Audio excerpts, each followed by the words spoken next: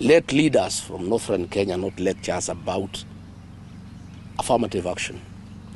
Devolution has been in place since 2013, and leaders from those regions deliberately have refused to develop institutions.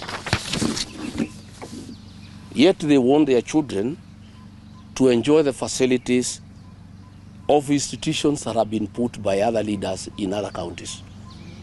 Since 2013, Wajir County has received 99.6 billion Kenya shillings. Marsabit County has received 76.83 billion. Garissa County has received 81.7 billion shillings. Mandera County has received 119 Kenya billion shillings. They have the opportunity to develop institutions of the highest standards possible in Kenya. Not just for the children of those areas, but for the children of Kenya. I traveled as deputy president to those areas, and I don't see any institutions, despite the massive funding that taxpayers have channeled to those counties. Yet in counties that have received less money, in Western Kenya, in Rift Valley, here in the mountain, when you go around, you see beautiful institutions. I want to say that we need to have a national conversation about zoning of placement. This was okay then because some areas were marginalized. But these areas have received massive funding from the Equalization Fund.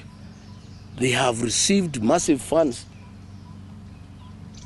from the National Kitty.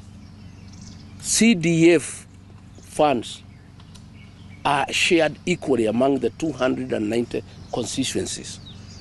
Yet when you go to these areas where the leaders are making a lot of noise, there is nothing on the ground. In fact, when I was deputy president, I was shocked that these leaders from northern Kenya don't live there and they don't work there.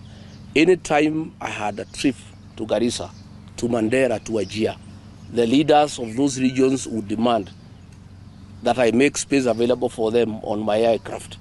I would go with them and come back with them.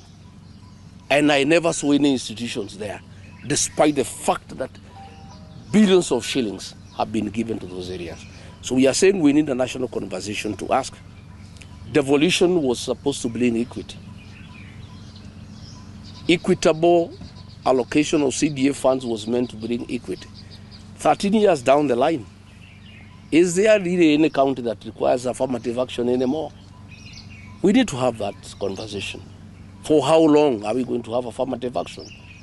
Because devolution was meant to address the inequality and the marginalization of certain regions.